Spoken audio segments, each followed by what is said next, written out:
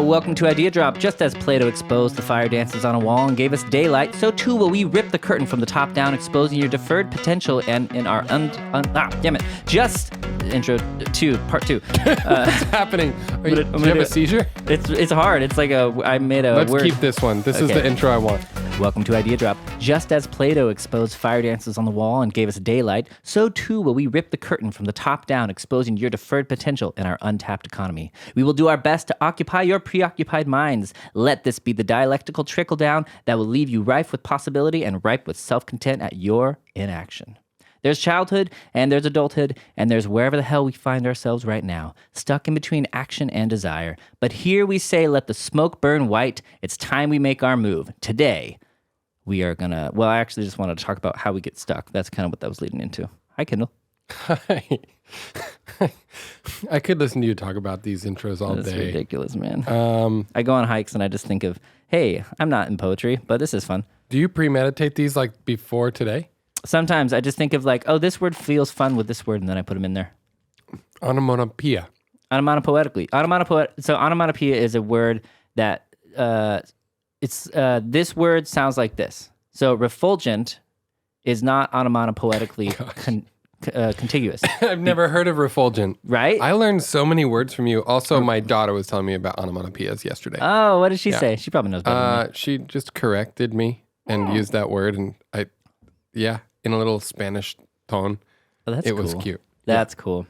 So I'm pretty excited today. Good. We got some stories to tell, and we've got some ideas to drop, but I wanted to put a theme. Are you ready for a theme? Yeah, I don't know we've if it'll never done fit, a theme. but Let's do a theme. Yeah, so the theme today is prison break.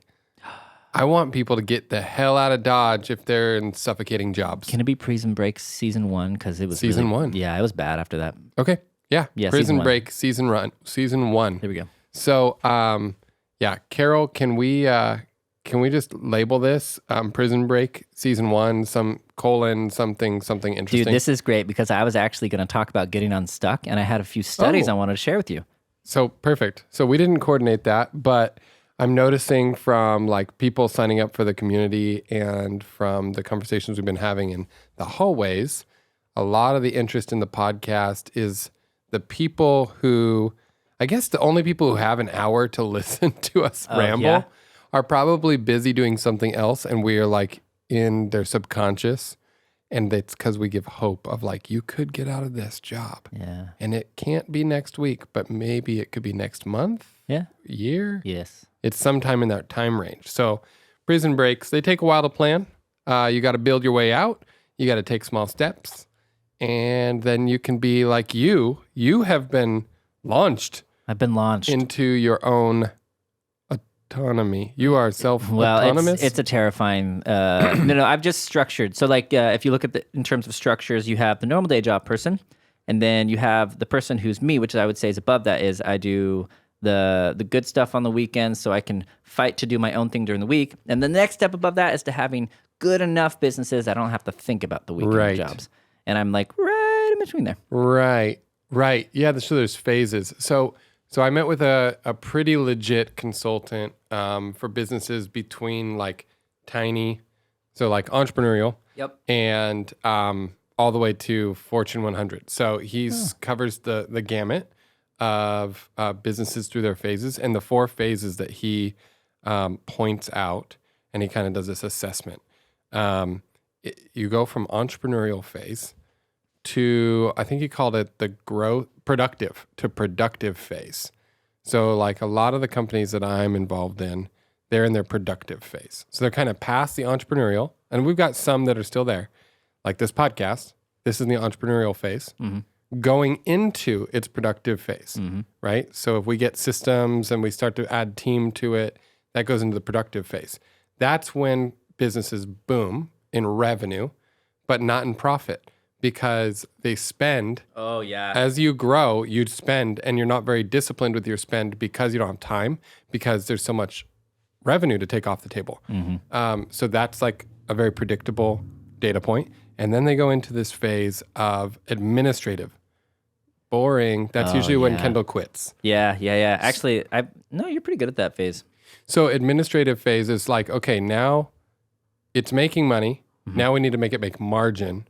And the way you make margin is systems, people in the right places. I get in general with those types of phases, I see the value in them, but I get pretty stuck and bored sometimes, and so I'm like, sell it, get it away, right? Have somebody else do it, right? And then after administrative phase, you like a Fortune 100 company would be in its integrative phase. So Google and Netflix, like Pepsi and Coke, Deloitte, these are in integrative. They've like become a part of society, right? So then when they go through a layoff, like today, Meta laid off 11,000 people. 13%. Is that what it is? I think so. 11,000 people. Which I kind of think they played their hand wrong. They like freaking went all in on the metaverse.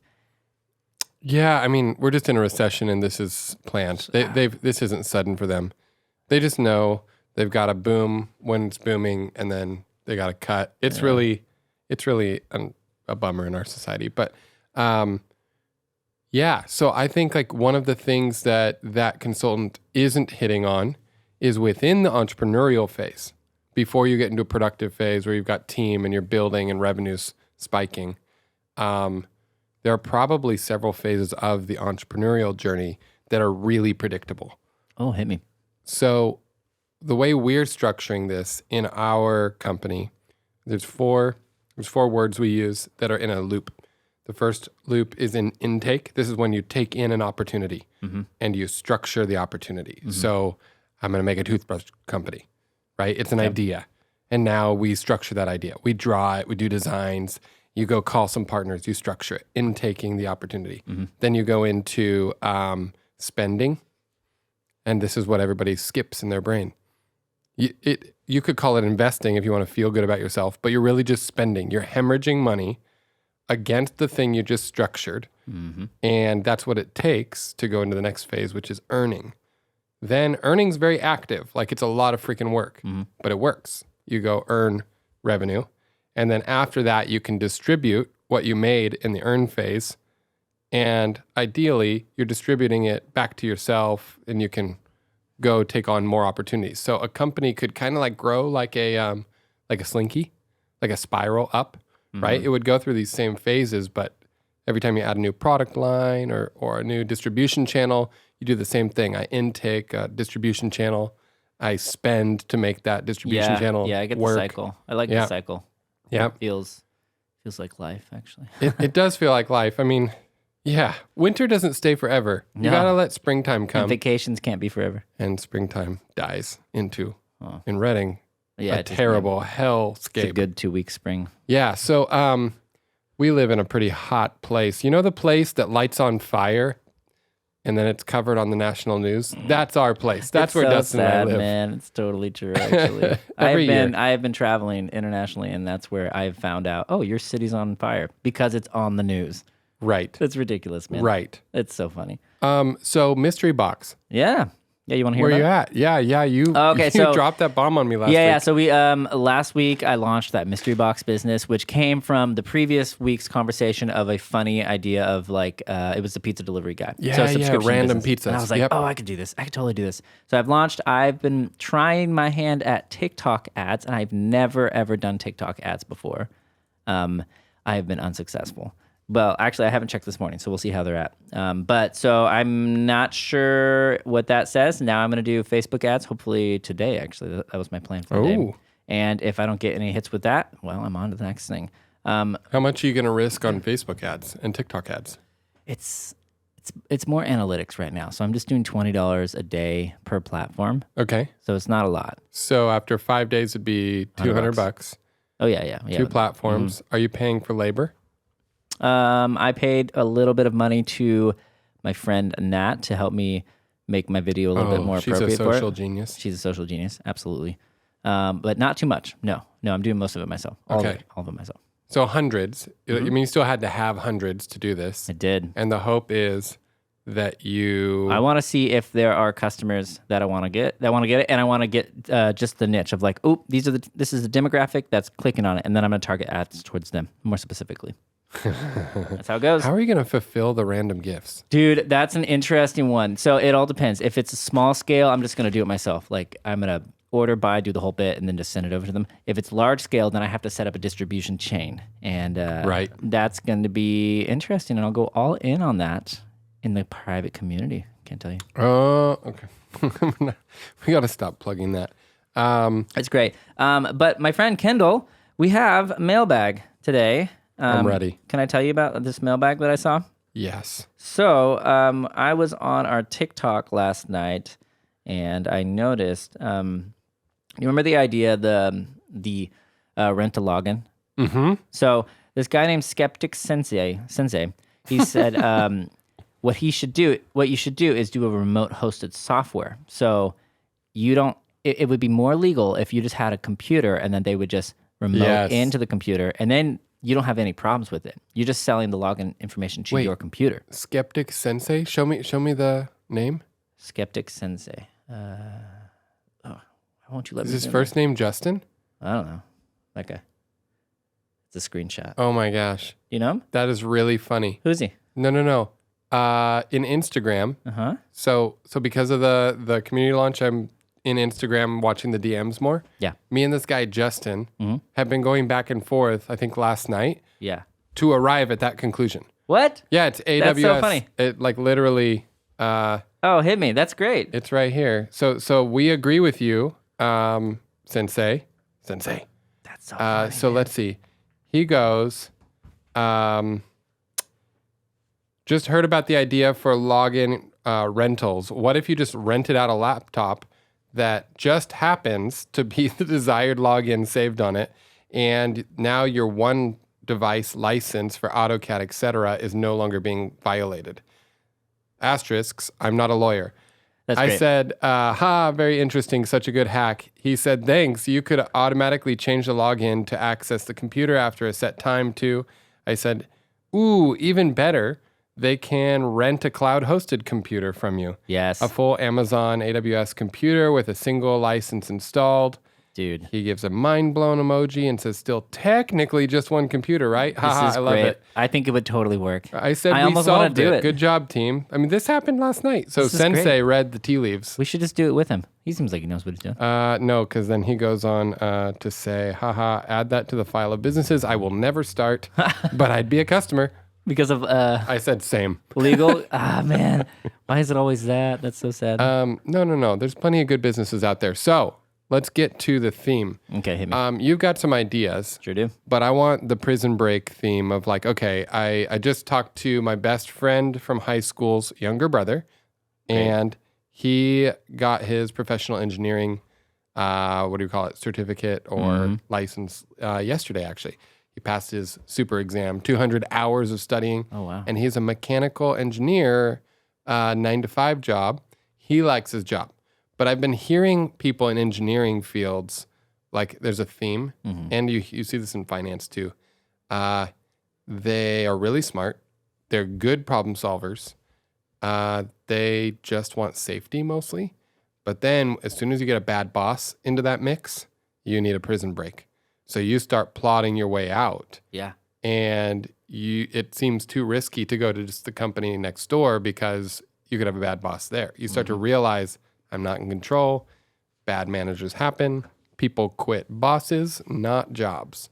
So I want to help the engineers engineer their way out of that situation. So if you had that skill set, let's say you could do AutoCAD.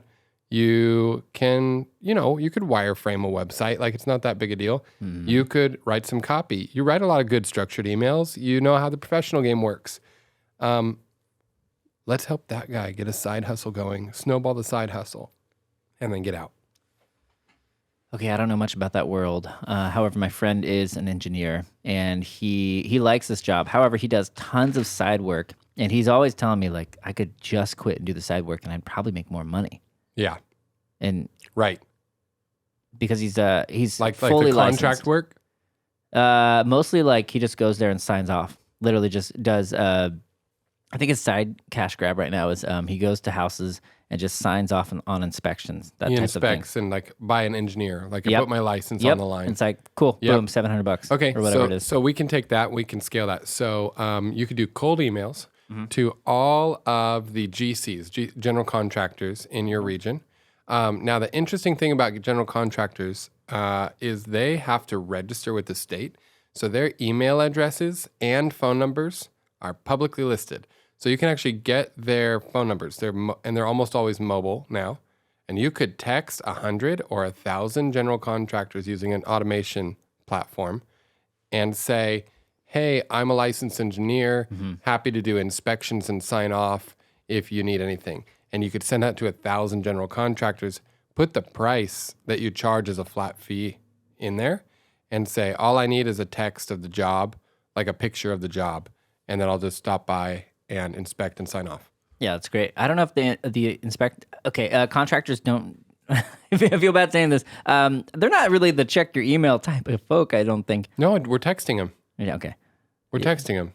And we're just saving their pain, right? Their pain is like, I hate waiting for the engineer to come. Yep. They only want to do it when they... Anyways, there's hacks like that. You could also email all the larger firms. So if you go on LinkedIn, you could... So one thing I've used a bunch is on Sales Navigator or Recruiter Lite, which you have to pay for on LinkedIn.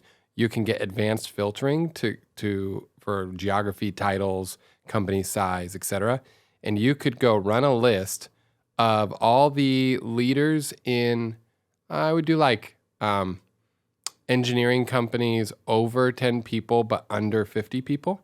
And you email all the leaders, so C-level people or partner, managing partner, whatever those are. And so you can basically filter it down to a list. You can export that list using a tool called Duck Soup. I've used this hundreds of times.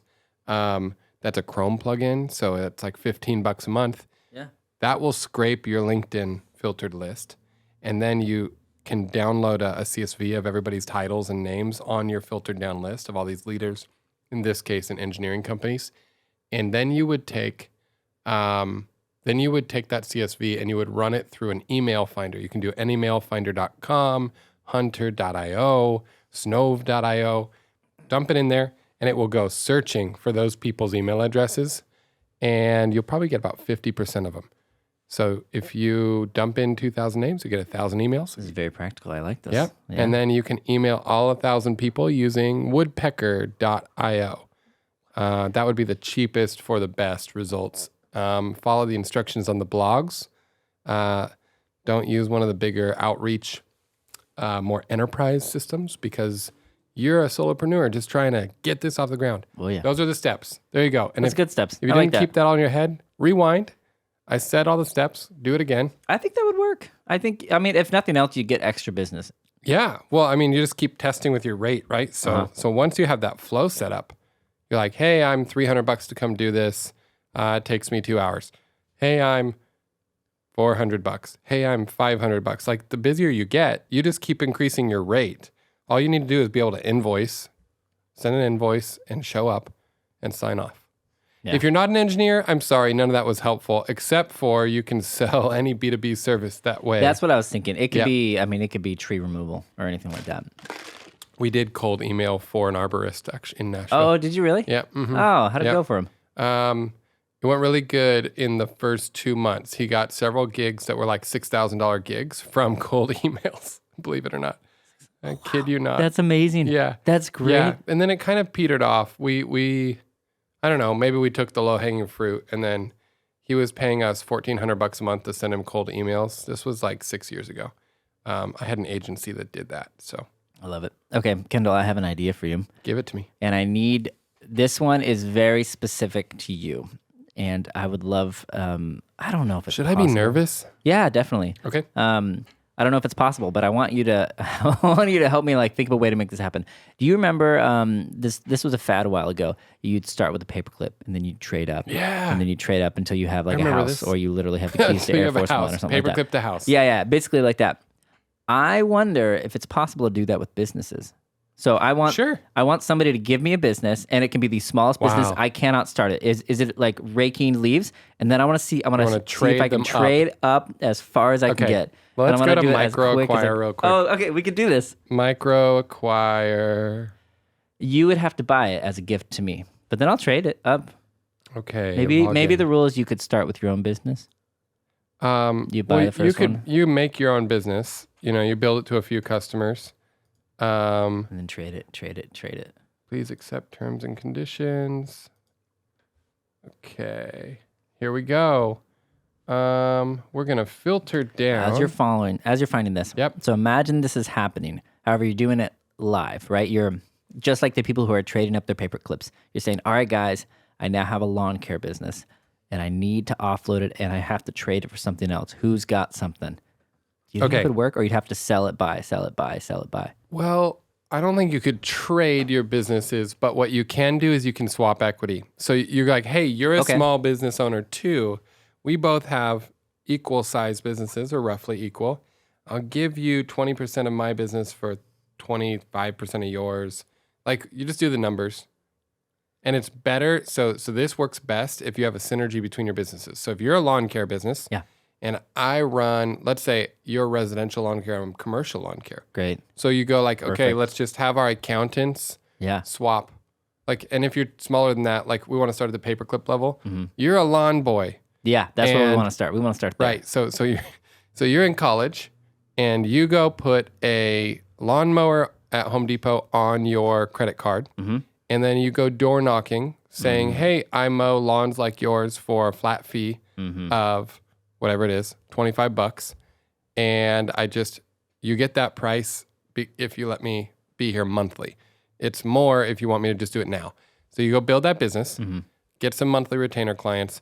Then you can go merge in to like the person who has a lawn company with signs. Is there a faster version of this? I want like a... Get away from lawns? No, I want like part of the shtick is like you're moving as fast as you can and you're just flipping businesses like houses. Well, we shouldn't do lawn businesses then. No, it's a bad business. So if you're flipping it probably businesses, have to be like a web business, web-based something. Yeah. Oh, okay. So I saw a guy that was selling a couple businesses for one.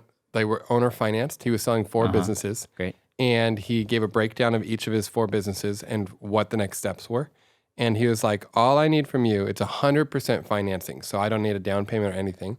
All I want from you is a guaranteed payment from the revenue. So he wants it off the top. You deal with whether or not it makes profit or not until 10,000 is paid to me. So his rough, like he wanted 10,000. So these were little baby businesses. But he's like, here's your roadmap, and I already have the domain set up. I already have some early customers. Just sprint it. I almost called you. That is great, actually. That's super great. It was smart. Or if you have 4 businesses that are at different various stages, you could do the same thing. You could just say, these are where they're at. I no longer have time. Please take this over. I will 100% finance it to you.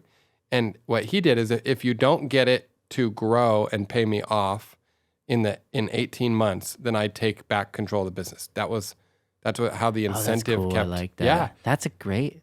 Right. Wait, a friend you know personally, or just somebody on a group? This was in a Facebook group. Okay. Yep. I could DM him. Oh man, that's or interesting. Or I can just screenshot you his screenshot formula. it. I want to find this guy. That's great. Oh, man, if only we had like a Facebook group that we could connect with people on the reg with this type of thing.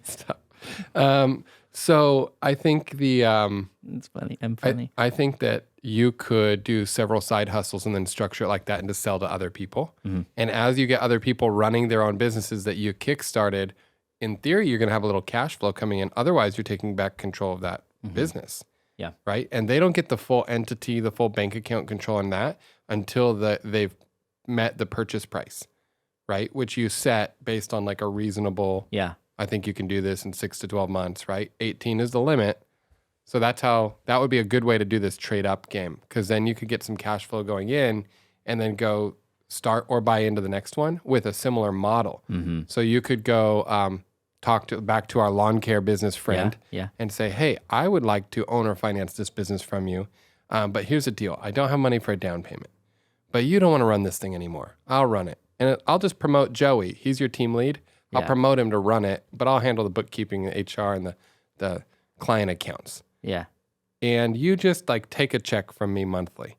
But if I don't get it to here in the next 12 months, you take back control and all of my work is in your pocket now. Anything I did for growth, I didn't hit the goal. That's great. You take back control. That's no awesome. risk to you, unless you really think I can't do it. But if you think I can do it and you want to break, go on vacation. I'll write you a check every month.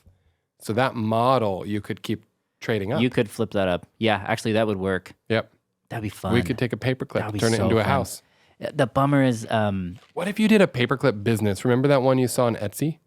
yeah. So Dustin That's shows me this hilarious. picture. The funniest thing ever. They were sterling silver It was, paper clips that were handmade by, looked like a kid, but it's probably an adult who's just really bad at arts and crafts. so bad, man. Basically wrapped around a pencil. So you like bend some silver It's so around a bad. pencil and you make a paper clip, one kink at a time. And one kink at a time. That would be, nope. Paperclips. That's a different business. So the paper clips then were listed on Etsy in packs of 4 for $100. Dude, it was so bad. It's like, Handcrafted, organic. that's okay. There's a whole conversation of imaginary businesses, Aluminum and free. I'd love to talk about that sometime. This is a great example of imaginary businesses. Okay, I found that. You know how I found that? I found that because I was looking for a new wallet, and then I saw an ad for a high-end paperclip wallet. Stop. It wasn't Gucci. It was some other Okay. super high-end brand. Okay. And it was for $500. It was a $500 Okay, paperclip. so and I then was you like, typed this is into ridiculous. Etsy. Yeah, I totally did. Yep. And then I found that, and then the world is a ridiculous place, and it's hilarious, and I love it. Okay, that's great. Okay. I have a couple of more business ideas for you, and then I have an interesting story to share with you. Which would you prefer, Mr. Kendall? I would like the interesting story next. Okay, so this is about getting unstuck, and it's a very, very sad story. I think about this all the time. There are 2 studies that I think about pretty often. One, have you ever heard of the dog and the shocked cage? No. This is awful. Okay, this is a real thing that happened. I never did it. It happened a long time ago. But basically, they took a really nice, good-looking, normal dog. They put him in a cage, and they shocked the cage. And the dog would walk around trying to find the spot that wasn't shocking, try and find it. Then eventually he would sit down, and then they would only shock half the cage that he was sitting on. And because he felt the whole cage shocked earlier, he would just stay there, and he would stay there, even though he could have walked to the other side of the cage where he wasn't being shocked. So he learned that he couldn't do anything better, right? He gave up. He gave up, which is so sad. Next study. Have you heard of the fleas in the jar? No. So they put fleas in a jar for 3 days, and it's a glass jar with a ceiling, and the fleas would only jump until they hit the glass ceiling because they would hit it, and then they would stop jumping there. For 3 days. And 3 then they days. took the lid off. They would die, and their generation would reproduce in there. They take the lid off, and they will never jump higher than that ceiling. Even their children will never jump higher than that ceiling. Yeah, and their children's children. A different flea. Yeah. They are They stuck. were mating and hatching in there. And they were stuck. And this is the problem, in my opinion, with our It was economy. a pretend ceiling. Yeah, well, we're stuck, and we're mostly stuck in our head. Like, it is actually hard, and it takes a lot of hard work Wow. to do upward mobility, That's for right. sure. But you're It's super actually hard. like, usually it's more you can't get it through your heart and your head. Like, oh my gosh, I actually have the ability. And so you just lay down and you take the terrible job and the promotion at Starbucks. And, nothing against Starbucks, but that's probably not where I you want took to that be at promotion. 40 years. Oh, I was younger. Yeah, so you're okay. Man, I connect to that a lot. Isn't it sad? It's so sad. It's very uncomfortable to change, right? Oh, yeah. There's all kinds of good change. There's bad change, there's good change, but change is inevitable. Yes. Either way, it's uncomfortable. And I had to be really honest with myself of if good things happen, it is going to feel uncomfortable. Yeah. And so I was very aware of oh crap, I've been in this season of winter with so many scars for so long. It's all I know at a certain point. And it makes me very adept at survival in winter. But then when the season changes to spring, I'm like, nah, it's a facade. Been here it's fake. Oh, yeah. And I start to self-sabotage. And I had to get out of this mental cycle of self-sabotaging. Because what happens is you start, what I was doing, and this is, you knew me. I mean, this was only a couple of years ago. Every brand conversation, I was just being honest with people. It's just really freaking hard.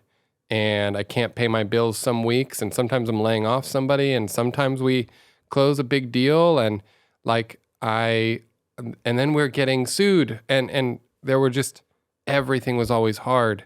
And we couldn't get past this critical mass I needed to keep employees safe and myself safe and my wife safe and my kids. And so I got used to surviving in that flea jar. Yeah. Right. And then my words would be like, yeah, but I'm really good at surviving. I'm really good at it. I own the jar. This is my little flea jar. And I knew I have to change the way I think and talk, which is uncomfortable. Oh, it's so uncomfortable. And it's you have to think of it this way. This is awful to think about it. It is statistically impossible. You will have to be the anomaly if you want to break through whatever ceiling you're at.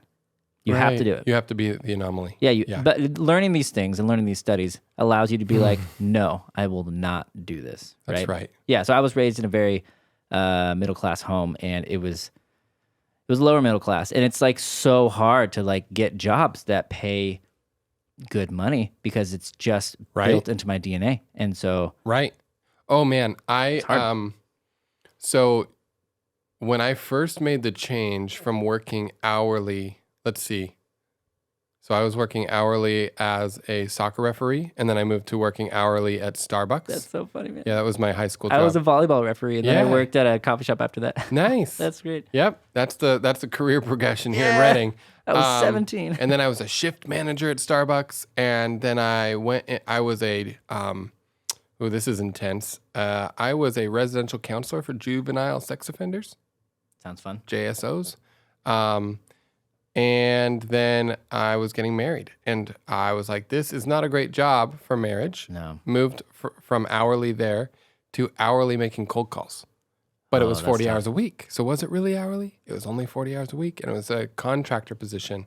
So $10 an hour, 200 calls a day. Yep. Oh, yep. that's brutal. Yeah. I wore a headset like this with a microphone. Yeah. And I called CIOs in Pennsylvania and New Jersey. Oh my gosh. And then they offered me a salary account executive job, which meant I got a region and I would collect commissions anytime our product sold within my state boundaries. And I remember moving from hourly to salary for the first time. Mm-hmm. And I felt like trusted for the first time in my life. Yeah. Like I felt like it changed my brain. It was actually very uncomfortable because somebody's going to give me enough rope to choke myself. Yeah. I can like hang myself on this gift of you're not watching and paying me based on effort of hours. You're giving me a responsibility area, and I get paid based on responsibility area.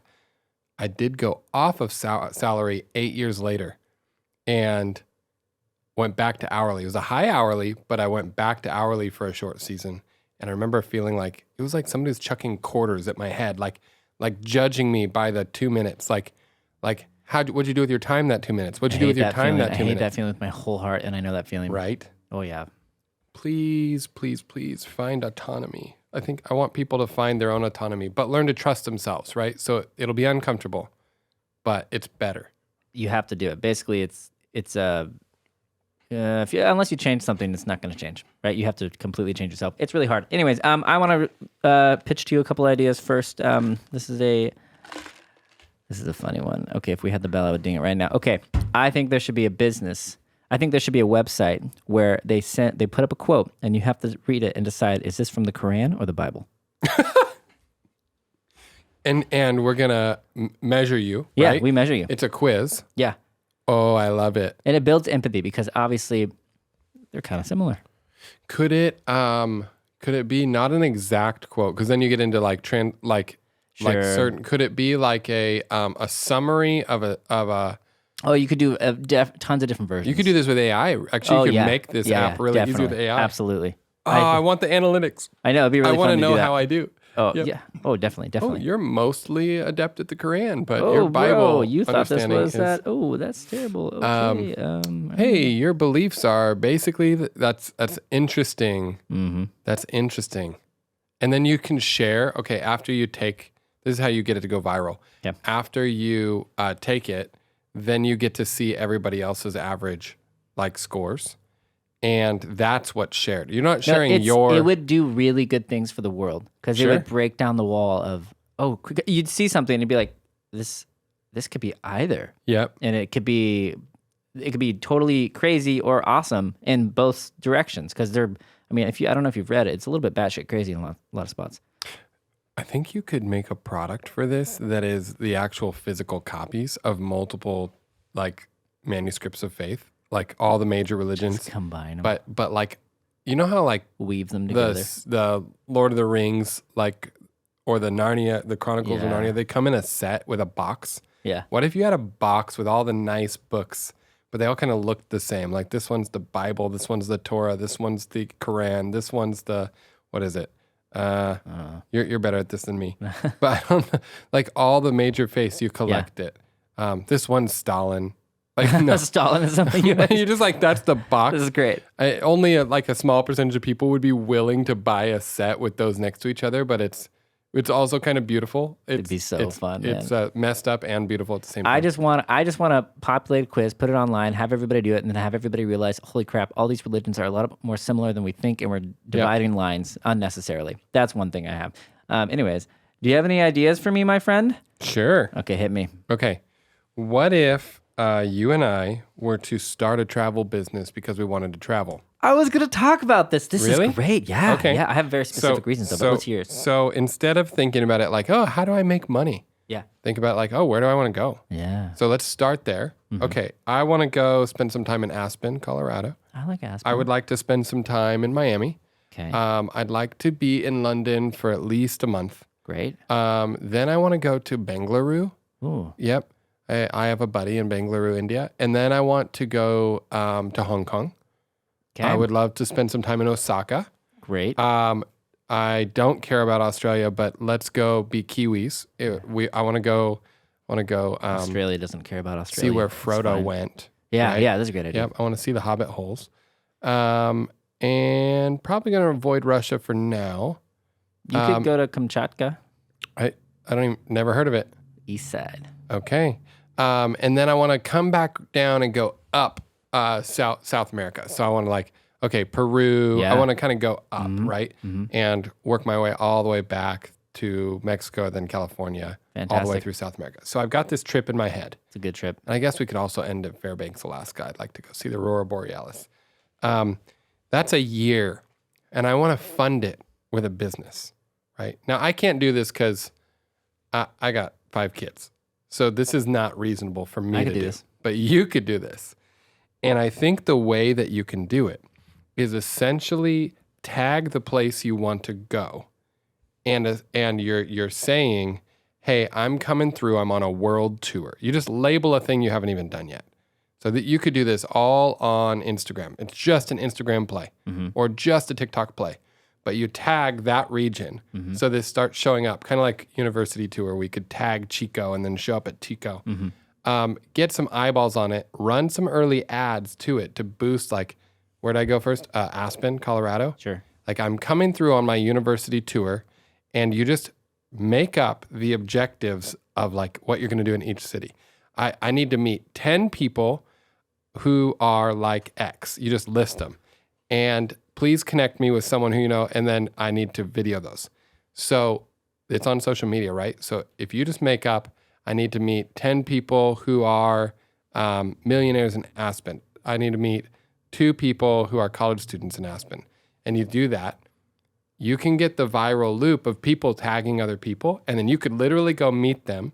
You could couch surf, and you could grow a following, get fed, and just do this like one city at a time. You don't even have to leave to your next city until like it's ready for you. So, okay, London, I'm coming to London. And you literally just play the Instagram I'm confused what you're doing there. Your So you're just trying to content, get... content and tagging. It's a little bit like travel blogging, but travel blogging is a little bit... it's romanticized. Everything's perfect, and everybody looks so nice, and they're always in a place This with is the more like sunset. humans in New York. I'm going to go meet people. Yeah, it's a little bit better. And I'm looking for... It'd have to be a good shtick. Like, hey, so we're out here and we're just meeting everybody who has just broken up. So if you've just broken up with your girlfriend or boyfriend, I'm going to pay you guys both $300 to come and talk to us on the camera. I like that. Yeah, I think, and it's personality dependent, right? So it depends on what you're going to be smooth at. But hey, I want to go to the best old folks home in Aspen, Colorado. Does anybody know what that is? That's a riot. And can show me around. That's a like great someone will time. tag a nurse there, and the nurse would be like, "Yeah, come on over," and then you'd start making friends, all from Instagram. Yeah. But you got to be willing to like video your face. Yeah, how do I monetize this? I think that you're just gaining traffic, and then along the way, I don't think you're trying to scale a profitable business. You're getting all your costs covered, Yeah. or almost all, and then along the way, you could probably could probably package some type of like follow my map. You could do a map that people could come like behind you. Yeah. I don't know. You could do I don't know. Monetizing is tricky. Okay, the idea I had was a medical trip planner. So a lot of people want to do things that they can't afford in Right. America, but they could afford that This in must Asia. exist. Oh, it does, yeah. But you want to do this? You could It'd do be this really business. fun. Yeah, because if you've traveled a little bit, you realize it's not that hard, but it's a high threshold of commitment for people who have not done it. So let's say, It's scary. yeah, no, aunt, your little aunt over there wants to, fix her. She has eye problems, and Yep. the surgery's too expensive in America. So Yep. where does she go? Well, in Taiwan they actually have a great health system. But how do you get there? You say, hey, we're going to take care of all this for you. In America, this I whole love this. procedure would cost $20,000. I'm going to do the whole thing for you for $10,000. Yep. All expenses paid. I'm going to take care of you. Or 3,000. Like a lot of these, it would be more I would dramatic. yeah, you could do more dramatic, but you have to take some money yourself. Well, you just take a percentage of the actual costs. So you say, hey, our fee is 20% of the actual costs. Yeah. And we handle it for you. And it would totally work. man. Dental work in Mexico. That's a big one Yeah, for yeah, yeah. Californians, right? Or Canada. LASIK, laser eye surgery in Oh, yeah. Canada. I know a bunch of people who have done that because our system sucks here. So I like that. So you could travel the world, like I said, and be a medical Yeah, just be a planner. medical That's planner. actually your income. It's So you do that on some phone and Zoom Totally. calls. Like, hey guys, I'm actually in Canada now. yeah. I just met with the LASIK guy. Like you could literally stay ahead of some of your clients, and then you could build that brick by brick. You just have, in order to do this, you have to just know a few of the hurdles, right? So help these people get to and from the airport, which you can hire somebody to Yep. navigate them through that Yep. process. You have to give them a good place to stay. And Yep. a lot of places internationally are hard to figure out if they're good or bad just because there's a language barrier. So it's pretty easy to find a good one. And then after that, find a good doctor. But in a lot of these countries, the doctors are incredible. Incredible.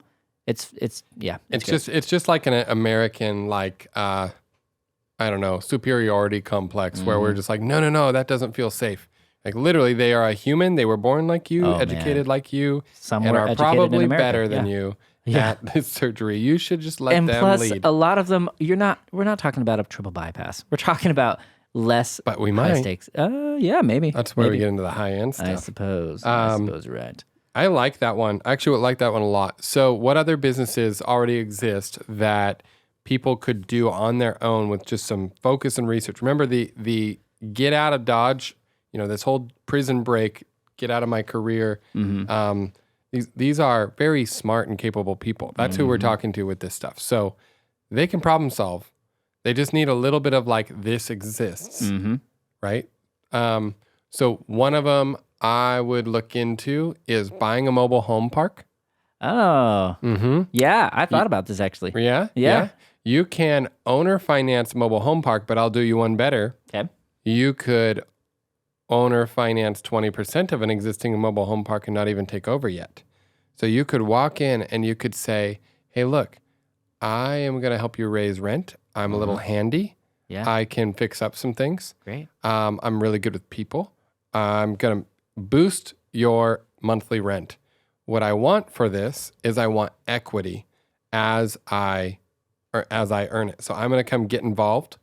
On day one, I want 3% of this thing, but I want to scale into 20% as I increase your rent through just manual work. You're passive. You've been collecting these checks. Your mobile home park is dilapidating in front of you. So get up to where you own 20% of it. And then here's what you do. Now that I've hustled for the last 6 months to earn my contractual 20% of this thing, and I'm collecting 20% of the net checks that come in every month, I can sell that to an investor. Because in my contract, it's an assignable contract. You just make sure that contract you have with them for that equity is assignable. You can assign it to, I can assign it to you, I could sell it to you. Go sell that to an investor. That's just a few calls. You could probably do this in a week. You just make a bunch of calls, do a bunch of Googling, and you'll find people who love buying cash flow. And if it's secured by the underlying property or 20% of it, they will buy it. There is a cash price that they will give you. Well, then you have your down payment price to go buy into another one or even the same one. So then you go to the owner and be like, hey, I would like to actually buy the whole thing from you now that I know it.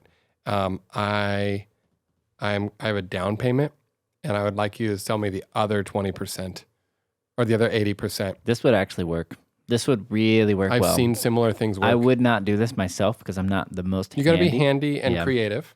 But this would a lot of people totally work. And a lot of mobile parks, from what I've seen, there's just obvious problems with obvious solutions. They're just not doing it. WD-40 sometimes. Yes. Yeah. Or a new door. Or like, all right, guys, we're going to bring a big dump truck in here. We're just going to get all the trash out here. We're bringing a trailer and cleaning it up or whatever. We're going to grow a lawn. We're going to put up a gazebo in the middle, and we're going to put Starlink internet for everybody. We're going to have a policy that says, don't sell drugs here. We're going to kick out Joe, and then the rents can go up. Yeah, it's kind of true, actually. Right? There's just basic hands-on thing, but these things end up being passively managed. Mm-hmm. And so if you got some pep in your step and some skills, you can just go in and work into ownership. Then you can leverage your ownership into cash because somebody will buy that from you. Then you can go back and say, I'd like to take all the risk here. Here's a down payment. Let's negotiate an owner finance deal. Mm-hmm. Yep. That's great. That's great. Okay, I've got one more idea for you, and then let's call it. I want to see what you think about this one. Car carts for the elderly. Car carts for the elderly. So let's say the elderly person has a car. In the back of the car, they open the trunk, and this car cart slides out, and they use it for all their shopping, all their needs, and then it slides into their car because it's difficult to carry things in and out. And then when you get to your house, it slides right out, and it slides right back into your house. You see this with gurneys on ambulances. Mm-hmm. Yeah, absolutely. So you just take the same technology. This is really good. Somebody build this. Hey, if there's a CAD draftsman listening to this, can you design the gurney for groceries? Yeah, you just want it less long, but you want it more short. And I think you could make it hybrid. That makes it a little bit complicated, but it's not as bad as you think. I don't believe, because we do it with bikes all the time. There's literally little machines you can put on an existing bike, and it turns that bike into a hybrid bike, which is awesome. And it essentially goes on rails in the back of your car. And so that way, my grandma can go shopping without the lifting. It's okay when you get home and you have groceries. It's not easy to take them inside. Yeah. If you're an elderly person. Especially now that we know we've mastered the baby stroller. Yeah. You ever look around, you're like, holy crap, how much does that baby stroller cost? Oh, yeah. There's so many nice strollers. Mm-hmm. The limousine and you have the mountain bike of baby strollers. Mm-hmm. We know how to make good, smooth window or wheels that can turn on a dime. The elderly need this for the same reason moms need this for a baby. Definitely. Right? As crazy as it sounds, I think you could even get grants for it. Oh, you definitely could get grants. Hey, how to look up grants. Oh, that's a good one. Yep. So if you go grants, so Google this, people. Grants for helping the elderly. Okay. Government grants, free money, aging grants for senior citizens. Just go through here and read everything on page 1 of Google. Elderly federal grants for seniors. And you can find how to apply for helping people. So there'll be a government process. There's always some senator somewhere set aside some money to help some niche. And there are just rules. Basically, there's rules to get that money. And it is a checklist. You go do these things and you apply. And if you get accepted, we just give you $60,000. We have one that they'll just give us $250,000 if we build a software app for the Navy. Great. But we don't have to build it. We have to build a proposal that says we're qualified to build this. That's awesome. It's crazy. That's awesome. So I think grants is a really good way for the prison break. So I'm glad you brought that up. This is one of those things that if you're an entrepreneur and you need to pay for your own rent next month. This doesn't work because it's slow and it's like a coin flip. I'm going to do all this work to apply and then it might not work. So you can't take this risk if you're just an entrepreneur. Mm-hmm. But if you are working a day job, this is a really good route to take. You can just go look at what areas of federal and state funding are available. If I go get involved as kind of an entrepreneur, That's your side hustle. And the moment they cut the check, you quit. Oh, yeah. And the side hustle is if you know how to find grants easily, people will pay a lot of money for an easy button on that. There's Upworkers who do this. I don't know if you knew this. Oh, no. Yeah, and you can get grant writers on Upwork. That's great. Yeah, I've used one. Actually, my mom used one 15 years ago, but Upwork didn't exist then. Mm-hmm. The other thing that you could do with this idea, so this grocery gurney, that would be a great grocery gurney. That's it. That's exactly .com. Yeah. That's definitely available. So someone should make this in CAD, and they could propose that this could be built. And if you take it to the VA, you take this to the VA. There are already services for VA, especially right now for the generation that went through Vietnam and the Korean War. A lot of them got sick. Really big expenses on like caring for them. My uncle's one of them. They make like crazy technology for people who got sick from those wars. And this would definitely be one of those things that the government would be like, oh, it's only $12,000 for a grocery gurney? Absolutely. As long as it's for Steve, which is my uncle, like that would work. Grocery gurneys. Grocery gurneys. There it is. Now you know. Signed off by the VA. Yep, Dun, you dun, could do dun. that. Your brother-in-law could make this happen. Yeah, he'd be great at that, actually. Yep, He'd be he can fantastic. make this one happen. That Yep. would work. Okay, that's all I got, my friend, besides the fact that the elections are over. And I don't know if you felt like it was a slow motion car crash or whatever. I didn't watch. I actually give zero shits. I'm sorry. I was so curious. What? About what? Well, I was in what's his name's campaign. I helped him with the guy was running. Wow, that's a really bad thing that I can't remember his name. Yeah, Brian wow. Dolly, who was running for governor, and I helped out with his campaign a little bit, so I was curious to On see the how he did. production And he side? closed the on the production side. He closed the gap pretty good, but didn't quite make it happen. What a bummer. Oh, Yeah, man, sad day. I kind of like to pretend politics don't exist. They do. I just don't have energy to think about that. Remember that time that you lost $250,000 from politics? Yeah. Yeah, good times. Thanks, Anyways, Big T. that's it for the day. Should we do any intros, any ads, or anything? Can we record a new ad really fast? Yeah, we're going to record a few ads. Okay. I also, if I told a story right now, can we edit it back in somewhere? Is that going to work? Maybe. Our producer says yes. Yes. Okay. Because you could put it anywhere that's boring. I feel like there were, I think there was sleepy, man. Yeah, we were sleepy today. So Did it feel sleepy? Dang Yeah. it.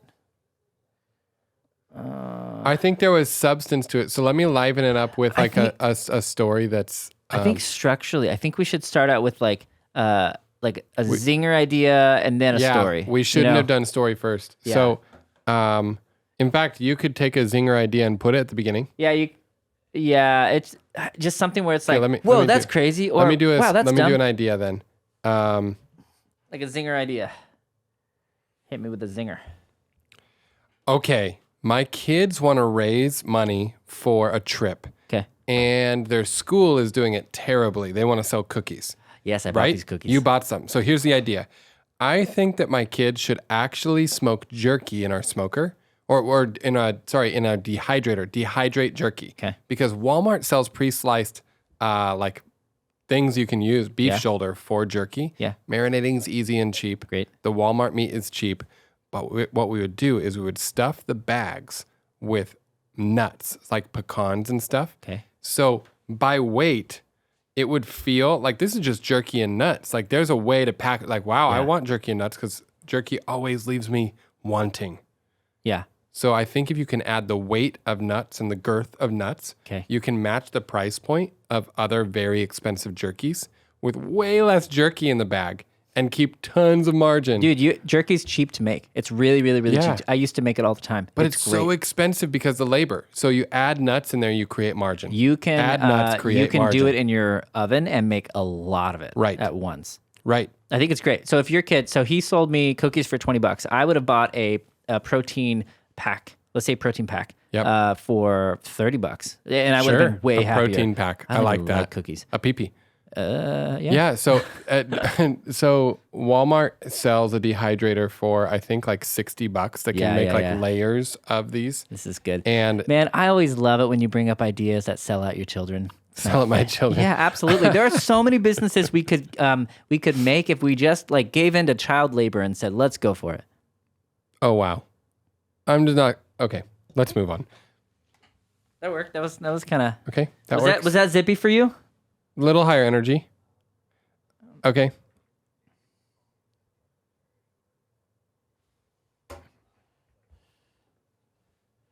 Oh, weird.